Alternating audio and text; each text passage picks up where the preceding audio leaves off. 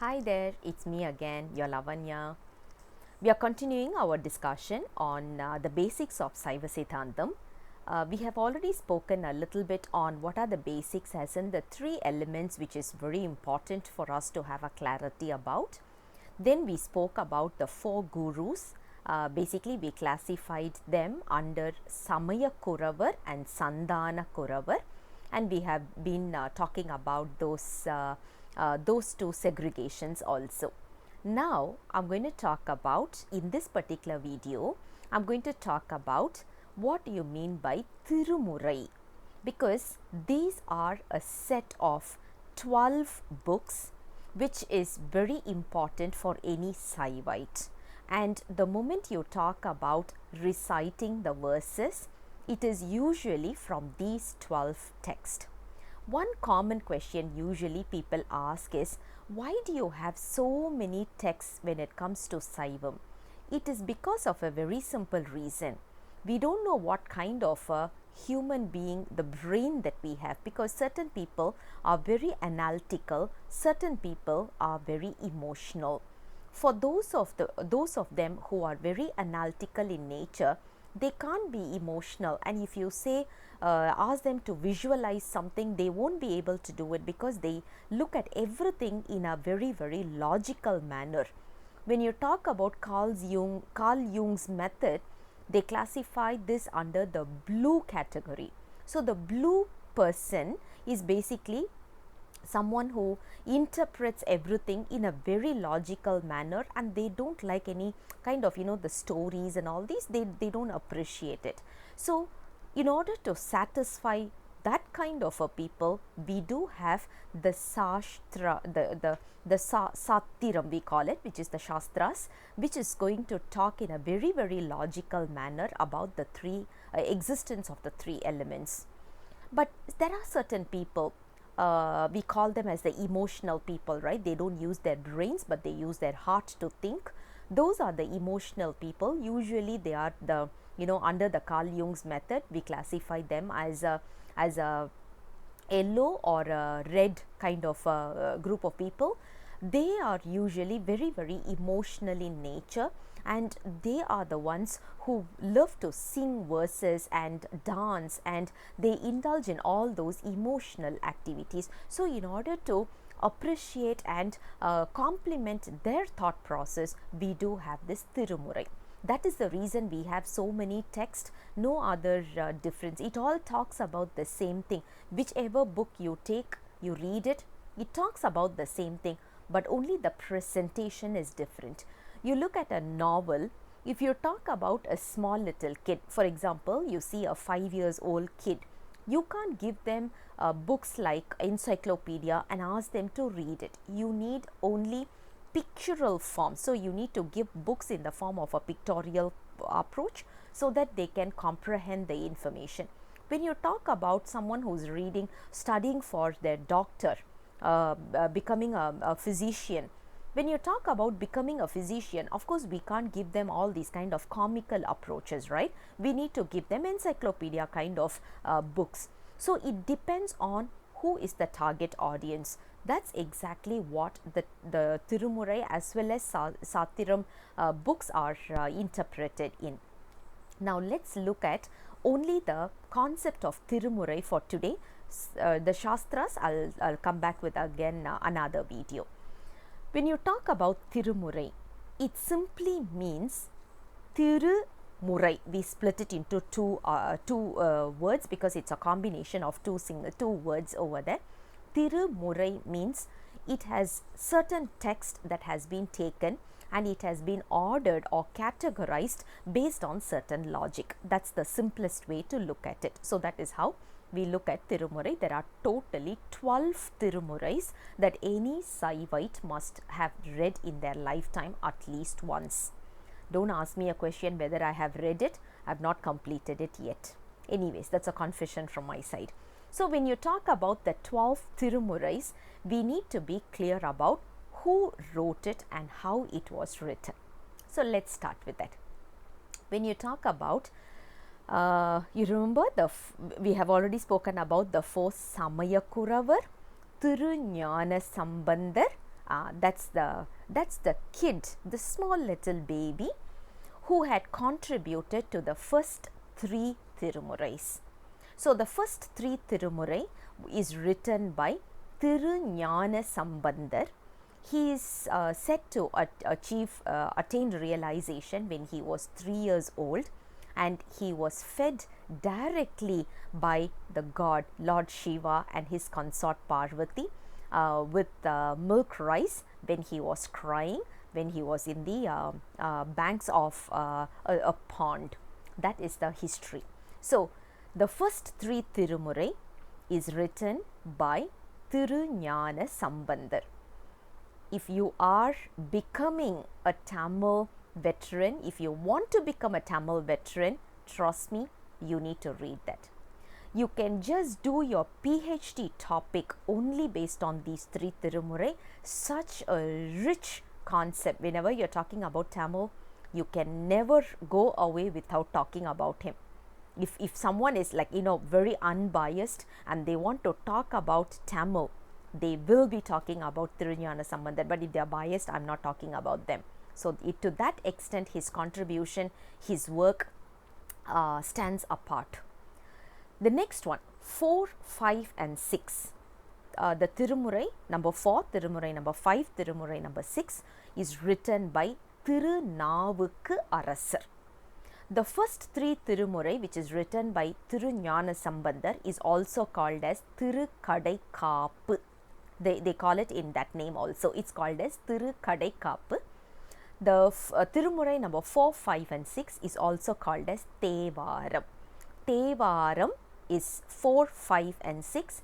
It is written by, we call him in a very loving approach, we call him as father, which is called as Appare, because he is quite old compared to all the 4, and he is very, very mature. I don't think I can call him as old, but of course he is very mature in terms of the physical body, and that is why we call, of course all the 4 lead gurus are mature, equally mature, but I am talking about the physical maturity.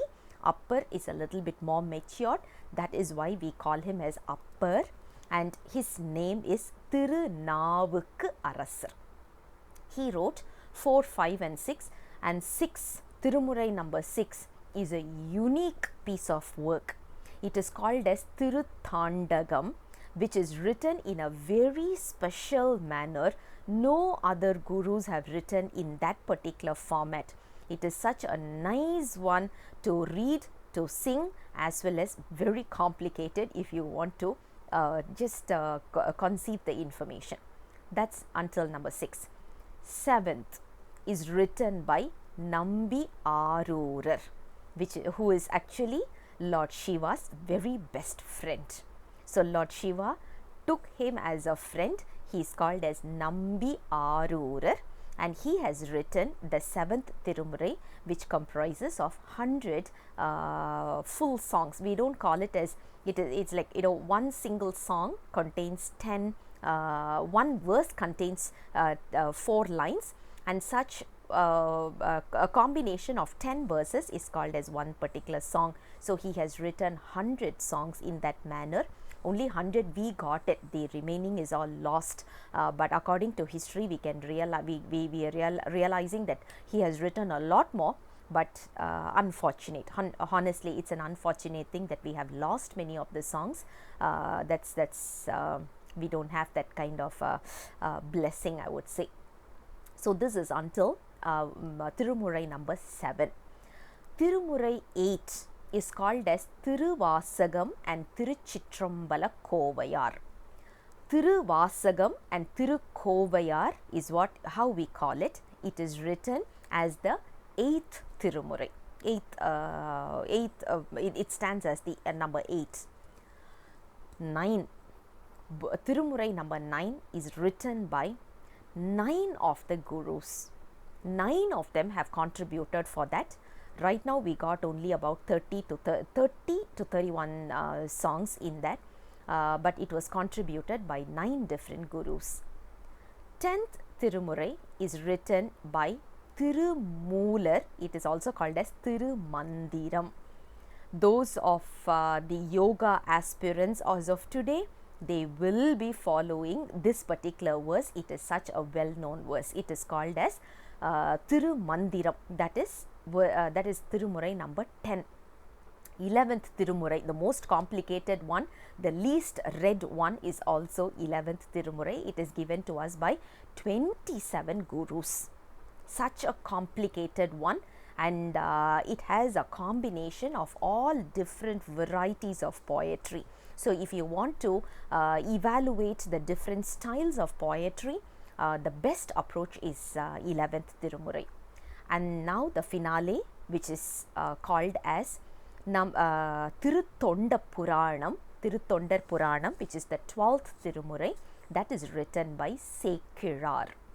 So, if you look at it, we have 12 Thirumurais, and it is all contributed by so many of our gurus. If you look at it in totality, we are talking about this. Now, one thing that we have to understand is the history, how we got this Thirumurai. That is very important, and we need to know this as a Saivite. What happened was, the king Rajaraja Chola was visiting a temple in Thirarur. He was visiting a temple. Someone was singing the holy verses. It was so mesmerizing to hear that. So he was very curious to know what was this song. And the person who was singing this said it is called as Thirumurai, and we got it, we learnt it from our fathers and all these. That is how it is. So he wanted to consolidate all these, all the Thirumurais, and he was struggling for that.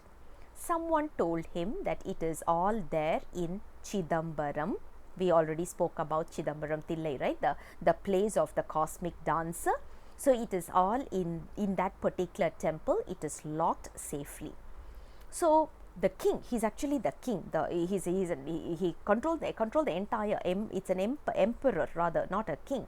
So what he did was he went to the temple, to the priests, and he was asking them whether, he was requesting them whether they can open the door. But they said, we cannot open it because it was locked by all four of them, which is not true, because all four of them belong to different times, at least like 100 years difference. So how can all four of them go and lock it together, right? So that is practically not possible. So they said all four of them had locked it. So only if all four of them come and ask for opening it, then only we will open it. The king was a very smart king. Of course, that's why he controlled the entire world, right? Majority of the place that you see, at least until Angkor Wat, he had gone. So if you look at it, he was very smart. So what he did was he went back. He made 4 statues out of Aimbon, which is made of 5 metals: gold, silver, copper, brass. 5 metals put together. He made the 4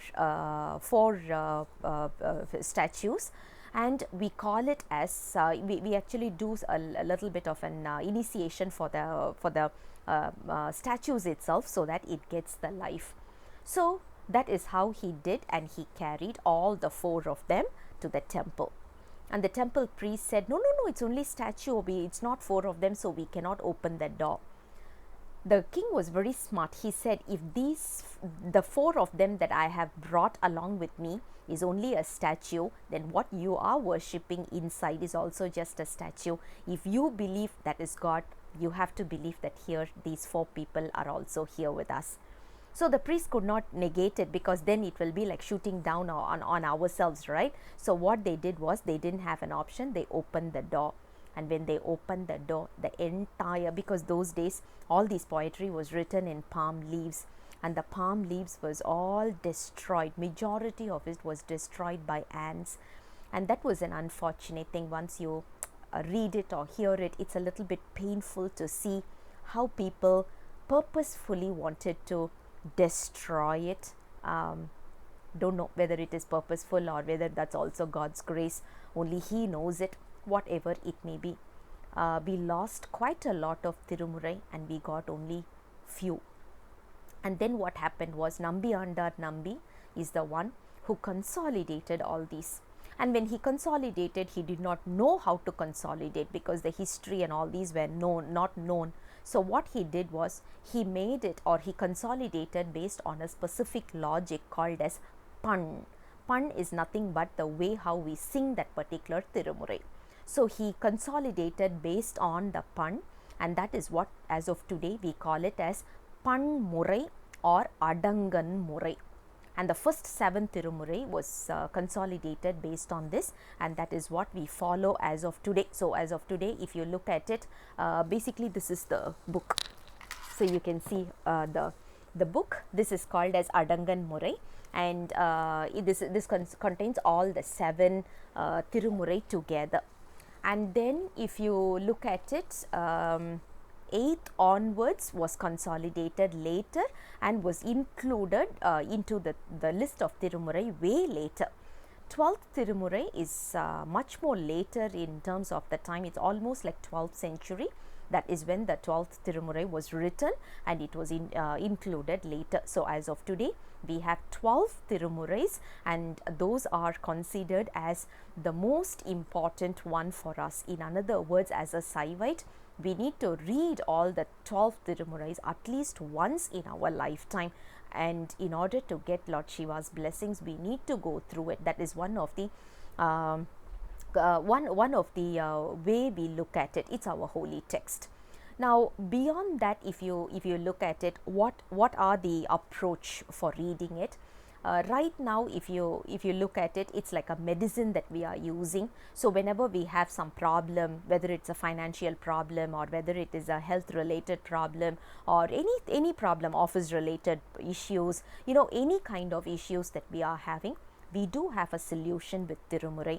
Right now we are reading it at least with some kind of an expectation. So if I want money, if I want job, I just go through and read the Thirumurais, and many of us are following that, even though the original objective of writing this Thirumurai is not for getting this materialistic benefits, we are still using it. I mean, of course, in the 21st century, what else can we expect, right? So at least we have not elevated ourselves up to the level of realization. Of course, the objective of these Thirumurai is for realization, achieving realization. But if we want materialistic things, that can also be achieved based on our Thirumurai. It's such a powerful one. If God permits, if time permits, we will look at one Thirumurai at a time, and we will see how much we can talk about it. I'll come back again with a 14 Shastra text very soon. Until then, bye-bye.